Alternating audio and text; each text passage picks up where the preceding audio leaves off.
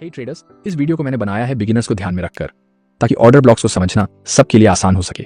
हम बेसिक्स से लेकर एडवांस टेक्निक्स तक सब कुछ कवर करेंगे। मैं आपको 3 हाई प्रोबेबिलिटी ट्रेडिंग स्ट्रैटेजीज भी दिखाऊंगा जो ऑर्डर ब्लॉक्स पर बेस्ड हैं। तो चलो शुरू करते हैं। इस वीडियो में हम ये टॉपिक्स कवर करेंगे। सबसे पहले ऑर्डर ब्लॉक क्या होता है, इसे समझते हैं। ऑर्डर ब्लॉक एक की एरिया होता है चार्ट पर, जहां सिग्निफिकेंट कैपिटल मार्केट में एंटर हुआ होता है, आमतौर पर बड़े बैंक या बड़े संस्थान द्वारा, जिन्हें स्मार्ट मनी भी कहा जाता है, क्योंकि ये सब्सटैंशियल कैपिटल के साथ ट्रेड करते हैं। इनके एक्शंस चार्ट पर नोटिसेबल प्राइस मूवमेंट्स लाते हैं। अगर आपको किसी स्पेसिफिक एरिया से तेजी से प्राइस मूव होता दिखे, जैसे कि यहाँ, तो ये इंडिकेशन हो सकता है कि स्मार्ट मनी ने पोजीशन ली है। प्राइस को इतनी तेजी से ऊपर ले जाने के लिए लार्ज बाय ऑर्डर्स की जरूरत होती है।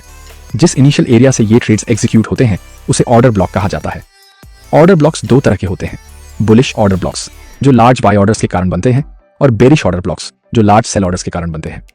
इस वीडियो में मैं बुलिश ऑर्डर ब्लॉक्स को इस कलर में और बेरिश ऑर्डर ब्लॉक्स को इस कलर में दिखाऊंगा, लेकिन आप कोई भी कलर यूज कर सकते हो। एक बार जब ऑर्डर ब्लॉक आइडेंटिफाई हो जाता है तो ये पोटेंशियल ट्रेड अपॉर्चुनिटीज दे सकता है, क्योंकि प्राइस आमतौर पर रिटेस्ट करके उस एरिया से बाउंस करता है। उदाहरण के लिए, अगर आपने ऑर्डर ब्लॉक पर यहाँ बाई किया होता तो आपको अच्छा खासा प्रॉफिट मिल सकता था। अब आप सोच रहे होंगे कि क्या यह सपोर्ट और रेजिस्टेंस के जैसा है। हालांकि ऑर्डर ब्लॉक्स और सपोर्ट और रेजिस्टेंस दोनों की लेवल्स माने जाते हैं, लेकिन ये एक जैसे नहीं होते, क्योंकि इनमें मेजर डिफरेंसेस होते हैं। सबसे पहला अंतर, order blocks significant price movement पर बेस्ड होते हैं। उदाहरण के लिए, अगर प्राइस किसी एरिया से तेजी से मूव करता है तो वहां ऑर्डर ब्लॉक बनाया जा सकता है। इसके अपोजिट, सपोर्ट और रेजिस्टेंस लेवल्स बनाने के लिए पहले मल्टीपल रिजेक्शंस होने चाहिए। जैसे कि अगर प्राइस ने पहले यहां रिजेक्शन दिखाया और फिर दूसरा रिजेक्शन यहां हुआ, तो हम इसे सपोर्ट लेवल मान सकते हैं। दूसरा अंतर, ऑर्डर ब्लॉक्स को चार्ट पर आमतौर पर थिक जोन्स या एरियाज की फॉर्म में ड्रॉ किया जाता है, जबकि सपोर्ट और रेजिस्टेंस लेवल्स को लाइंस की तरह दिखाया जाता है। अगर उन्हें जोन्स के रूप में भी दिखाया जाए तो वे थिन जोन्स होते हैं, ऑर्डर ब्लॉक्स जितने थिक नहीं होते। तीसरा अंतर, ऑर्डर ब्लॉक्स आमतौर पर वन टाइम यूज होते हैं, यानी अगर वो एक बार रिट्रेस हो जाए तो उनका इफेक्ट खत्म हो जाता है। इसके ऑपोजिट, सपोर्ट और रेजिस्टेंस लेवल्स को मल्टीपल टाइम्स रिटेस्ट किया जा सकता है। हालांकि ऑर्डर ब्लॉक्स और सपोर्ट एंड रेजिस्टेंस अलग अलग होते हैं, लेकिन इन्हें एक साथ भी यूज किया जा सकता है। उदाहरण के लिए, अगर कोई ऑर्डर ब्लॉक बनता है और प्राइस उसी समय रेजिस्टेंस लेवल पर भी होता है तो इसे कॉन्फ्लुएंस कहा जाता है। इस तरह का सेटअप मिलना आइडियल होता है, क्योंकि प्राइस के पास कॉन्फ्लुएंस एरिया पर रिएक्ट करने के हायर चांस होते हैं। अब ऑर्डर ब्लॉक्स का यूज करके ट्रेड करने से पहले हमें यह जानना जरूरी है कि उन्हें सही तरीके से आइडेंटिफाई कैसे करें। याद है, हमारे पहले एग्जांपल में मैंने बताया था कि अगर प्राइस किसी पॉइंट से सिग्निफिकेंटली मूव करता है तो हम वहां ऑर्डर ब्लॉक ड्रॉ कर सकते हैं, लेकिन ये इतना भी सिंपल नहीं है। सिग्निफिकेंट प्राइस मूव होने का मतलब ये नहीं है कि वहां ऑर्डर ब्लॉक मौजूद है। कुछ स्पेसिफिक रूल्स होते हैं जो ये तय करते हैं कि कोई ऑर्डर ब्लॉक वैलिड है या नहीं। तो वैलिड ऑर्डर ब्लॉक के 3 इंपॉर्टेंट रूल्स हैं जो बहुत जरूरी हैं, क्योंकि अगर आप इन्हें नहीं समझे तो स्ट्रैटेजी को सही से ट्रेड नहीं कर पाओगे। रूल नंबर 1, किसी प्राइस को ऑर्डर ब्लॉक के रूप में क्लासिफाई करने के लिए उसके बाद कुछ गैप क्रिएट होना चाहिए। इस गैप को लोग इनएफिशिएंसी या इम्बैलेंस कहते हैं। तो जब भी ये टर्म सुनो तो इसका सीधा मतलब होता है गैप। चलिए एक एग्जांपल देखते हैं ताकि आपको यह बेहतर समझ आए। यहां हमारे पास 2 सिमिलर प्राइस मूवमेंट्स हैं, दोनों ही सिग्निफिकेंटली ऊपर गए हैं, लेकिन एक की डिफरेंस को नोटिस करो।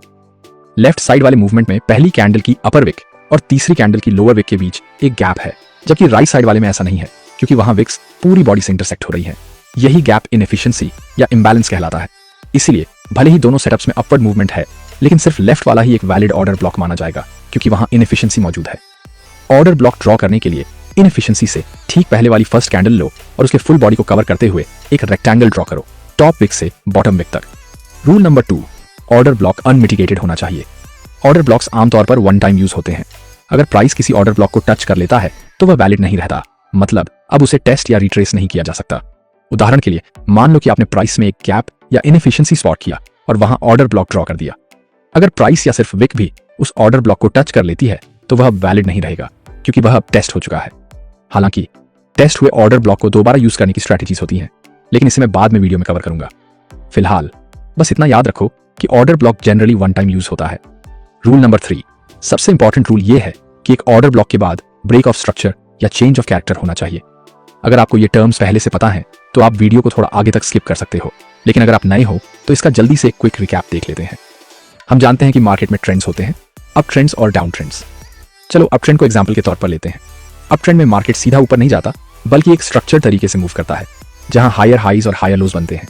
इन्हें हायर हाईज इसलिए कहा जाता है क्योंकि हर नया हाई पिछले हाई से ऊंचा होता है, और हायर लोज इसलिए क्योंकि हर नया लो भी पिछले लो से ऊंचा होता है। दूसरी तरफ डाउन ट्रेंड में प्राइस लोअर हाईज और लोअर लोज बनाता है। लोअर हाईज इसलिए कहलाते हैं क्योंकि हर नया हाई पिछले हाई से नीचा होता है, और लोअर लोज इसलिए क्योंकि हर नया लो भी पिछले लो से नीचे होता है। अब अप ट्रेंड स्ट्रक्चर में जब प्राइस पिछले हाइस को तोड़कर हायर हाइस बनाता है तो इसे ब्रेक ऑफ स्ट्रक्चर कहा जाता है। लेकिन मार्केट हमेशा अप ट्रेंड में नहीं रहता, किसी पॉइंट पर ट्रेंड बदलता है। यह शिफ्ट तब होती है जब प्रीवियस लोज ब्रेक होते हैं, जिससे लोअर लोज बनते हैं। याद रखो, ब्रेक से पहले हमारे पास हायर लोज होते हैं, लेकिन जब प्राइस उन्हें तोड़ता है तो ये लोअर लोज बन जाते हैं। अप ट्रेंड में प्रीवियस लोज का ब्रेक होना चेंज ऑफ कैरेक्टर कहलाता है। ऐसा क्यों? क्योंकि यह मार्केट के कैरेक्टर को बदल देता है अप ट्रेंड स्ट्रक्चर से डाउन ट्रेंड स्ट्रक्चर में, और यह साइकिल बार बार रिपीट होती जाती है। डाउन ट्रेंड के दौरान प्राइस लोअर हाइज और लोअर लोज बनाता है। जब प्रीवियस लोज ब्रेक होते हैं तो इसे ब्रेक ऑफ स्ट्रक्चर कहा जाता है। अगर फ्यूचर में प्राइस प्रीवियस हाइज को तोड़कर हायर हाइज बनाता है और वह अभी भी डाउन ट्रेंड में है तो इसे चेंज ऑफ कैरेक्टर कहते हैं, क्योंकि अब प्राइस का स्ट्रक्चर डाउन ट्रेंड से अप ट्रेंड में शिफ्ट हो जाता है। तो यह ब्रेक ऑफ स्ट्रक्चर और चेंज ऑफ कैरेक्टर का एक क्विक ओवरव्यू था। अब इसका ऑर्डर ब्लॉक से क्या कनेक्शन है? ऑर्डर ब्लॉक को वैलिड होने के लिए उसके बाद या तो ब्रेक ऑफ स्ट्रक्चर होना चाहिए या फिर चेंज ऑफ कैरेक्टर। चलिए एक एग्जांपल देखते हैं। इस चार्ट में हम देखते हैं कि प्राइस सिग्निफिकेंटली ऊपर गया और साथ ही एक गैप या इनएफिशिएंसी भी बना। तो यहां एक पॉसिबल ऑर्डर ब्लॉक हो सकता है, लेकिन इसका मतलब ये नहीं कि हम तुरंत ऑर्डर ब्लॉक ड्रॉ कर सकते हैं, क्योंकि पहले हमें यह देखना होगा कि मार्केट बाद में ब्रेक ऑफ स्ट्रक्चर या चेंज ऑफ कैरेक्टर बनाता है या नहीं। यहीं पर ध्यान दो, प्राइस ने अभी तक ब्रेक ऑफ स्ट्रक्चर नहीं बनाया है, क्योंकि उसने ये प्रीवियस हाइज ब्रेक नहीं किए हैं। तो हमें वेट करना होगा कि प्राइस आगे कैसे डेवलप होता है। अब जब प्राइस इस हाई को ब्रेक करता है जिससे ब्रेक ऑफ स्ट्रक्चर बनता है, तब हम इनएफिशिएंसी से ठीक पहले वाली फर्स्ट कैंडल पर अपना ऑर्डर ब्लॉक ड्रॉ कर सकते हैं। फिर से हम देखते हैं कि प्राइस सिग्निफिकेंटली ऊपर गया, उसके साथ इनएफिशिएंसी बनी और उसके बाद हायर हाइज बनाते हुए ब्रेक ऑफ स्ट्रक्चर भी बना। तो ये एक और वैलिड ऑर्डर ब्लॉक बनाता है जिसे हम ड्रॉ कर सकते हैं। अब चलिए एक और एग्जांपल देखते हैं। इस चार्ट में प्राइस हायर हाइज और हायर लोज बना रहा है और यहाँ पर इनएफिशिएंसी की वजह से एक पॉसिबल ऑर्डर ब्लॉक है, लेकिन क्योंकि प्राइस ने अभी तक हायर हाइज नहीं बनाए हैं, हम इसे वैलिड ऑर्डर ब्लॉक नहीं मान सकते। कुछ समय बाद प्राइस नीचे मूव करता है और एक और पॉसिबल ऑर्डर ब्लॉक बनाता है, लेकिन इस बार यह बेरिश है। इसका कारण यह है कि यहाँ सिग्निफिकेंट डाउनवर्ड मूवमेंट हुआ है और इस बेरिश कैंडल पर इनएफिशिएंसी बनी है। इसके बाद प्राइस स्ट्रक्चर के प्रीवियस लोज को ब्रेक करता है, जिससे लोअर लोज बनते हैं। क्योंकि अब ट्रेंड के दौरान लोअर लोज बने हैं, इसे चेंज ऑफ कैरेक्टर माना जाएगा और अब मार्केट स्ट्रक्चर डाउन ट्रेंड में शिफ्ट हो गया है।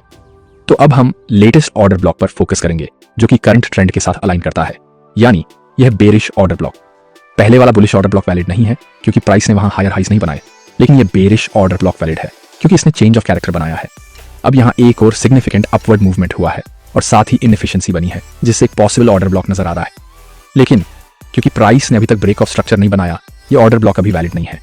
कुछ समय बाद हम देखते हैं कि प्राइस पहले नीचे जाता है और फिर वापस ऊपर आता है, जिससे एक और इनएफिशिएंसी बनती है और एक और पॉसिबल ऑर्डर ब्लॉक इंडिकेट होता है। इस बार प्राइस हायर हाइज बनाता है, लेकिन ये एक छोटे स्ट्रक्चर के अंदर हो रहा है, इसलिए ये छोटे स्ट्रक्चर के अंदर एक वैलिड ऑर्डर ब्लॉक बन जाता है। लेकिन अगर हम ध्यान से देखें तो हम यह भी देख सकते हैं कि प्राइस ने पहले के बड़े स्ट्रक्चर के अंदर भी हायर हाइज बनाए हैं। इसका मतलब यह है कि जो पहले पॉसिबल ऑर्डर ब्लॉक था, अब वह वैलिड ऑर्डर ब्लॉक बन गया है, क्योंकि प्राइस ने बड़े स्ट्रक्चर के अंदर हायर हाइज बनाए हैं। तो जब ऑर्डर ब्लॉक्स ड्रॉ करते हैं तो ये इस पर डिपेंड करता है कि ऑर्डर ब्लॉक किस स्ट्रक्चर के अंदर बना है। रिकैप करें तो वैलिड ऑर्डर ब्लॉक की 3 जरूरी कंडीशंस होती हैं। पहली, उसमें गैप, इनएफिशिएंसी या इंबैलेंस बनना चाहिए। दूसरी, वह अनटेस्टेड या अनमिटिगेटेड रहना चाहिए। तीसरी, उसके बाद ब्रेक ऑफ स्ट्रक्चर या चेंज ऑफ कैरेक्टर होना चाहिए। ऑर्डर ब्लॉक्स को पहचानना एक बेहतरीन स्किल है, लेकिन असली मजा तब आता है जब इन्हें ट्रेडिंग स्ट्रैटेजी में यूज करते हैं। अब मैं 3 powerful order block strategies reveal करने वाला हूं, जो आपकी ट्रेडिंग को नेक्स्ट लेवल तक ले जा सकती है। Strategy number 1, multi time frame conformation. इस स्ट्रैटेजी में सबसे पहले हायर टाइम फ्रेम पर एक ऑर्डर ब्लॉक ढूंढना होता है। इस एग्जांपल में हम बिटकॉइन यूएसडी 4 घंटे के चार्ट का इस्तेमाल कर रहे हैं। अगर एक नजर डालें तो हमें 2 सिग्निफिकेंट प्राइस मूवमेंट्स दिखती हैं।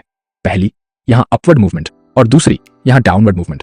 दोनों ही मूवमेंट्स में इनएफिशिएंसीज हैं, जिससे हमें 2 पॉसिबल ऑर्डर ब्लॉक्स दिखते हैं, एक बुलिश और एक बेरिश। लेकिन हमें यह चेक करना होगा कि ये दोनों ऑर्डर ब्लॉक्स वैलिड हैं या नहीं। इस बुलिश ऑर्डर ब्लॉक में प्राइस इनएफिशिएंसी के साथ ऊपर गया, लेकिन कोई क्लियर ब्रेक ऑफ स्ट्रक्चर नहीं हुआ। साथ ही प्राइस ने इसे रिटेस्ट भी कर लिया, जिससे यह अनमिटिगेटेड नहीं रहा।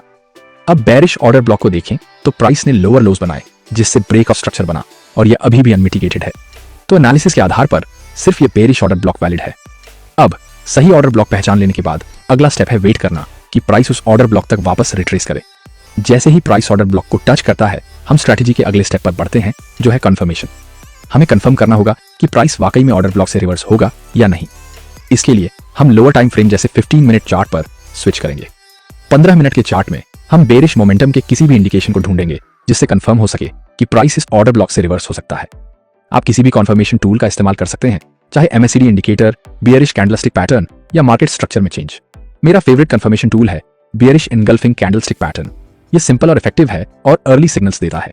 बेरिश इनगल्फिंग पैटर्न तब बनता है जब एक छोटी बुलिश कैंडल के तुरंत बाद एक बड़ी बेरिश कैंडल बनती है जो पहली कैंडल को पूरी तरह इंगल्फ कर लेती है। ये एक बुलिश से बेरिश रिवर्सल का इंडिकेशन देता है। जैसे ही ये पैटर्न दिखे आप सेल पोजीशन ओपन कर सकते हैं, फिर अपना स्टॉप लॉस ऑर्डर ब्लॉक के ऊपर रखें और टेक प्रॉफिट को स्टॉप लॉस के 2 गुना पर सेट करें। जैसा कि आप देख सकते हैं ये स्ट्रैटेजी सॉलिड प्रॉफिट्स दे सकती है। यहाँ एक चीट शीट है जो आपको मल्टीपल टाइम फ्रेम्स पर ट्रेडिंग में मदद करेगी। अगर आपका हाई टाइम फ्रेम वीकली है तो low time frame 4 our use करें। अगर आपका हाई टाइम फ्रेम डेली है तो low time frame 1 our use करें। अगर आपका हाई टाइम फ्रेम 4 आवर है तो low time frame 15 minute use करें। अगर आपका हाई टाइम फ्रेम 1 आवर है तो low time frame 5 minute use करें। बस स्ट्रैटेजी नंबर 1 के लिए इतना ही। Strategy number 2, inducement traps. Inducement trap एक ऐसा सेटअप है जिसमें एक माइनर की लेवल मेजर ऑर्डर ब्लॉक के पास फॉर्म होता है। मान लो कि नीचे एक मेजर ऑर्डर ब्लॉक बन रहा है और उसके ऊपर मल्टीपल रिजेक्शंस के कारण एक माइनर की लेवल फॉर्म हो रहा है। इस माइनर की लेवल को इंड्यूसमेंट कहा जाता है। इस स्ट्रैटेजी को इंड्यूसमेंट ट्रैप इसलिए कहा जाता है क्योंकि ज्यादातर केसेस में प्राइस पहले इस माइनर की लेवल को ब्रेक करता है और फिर मेजर ऑर्डर ब्लॉक तक रिट्रेस करता है, उसके बाद वापस रिवर्स होता है। जो ट्रेडर्स इस की लेवल पर बाय करते हैं ये सोचकर कि प्राइस यहां से बाउंस करेगा, वे अक्सर स्टॉप आउट हो जाते हैं।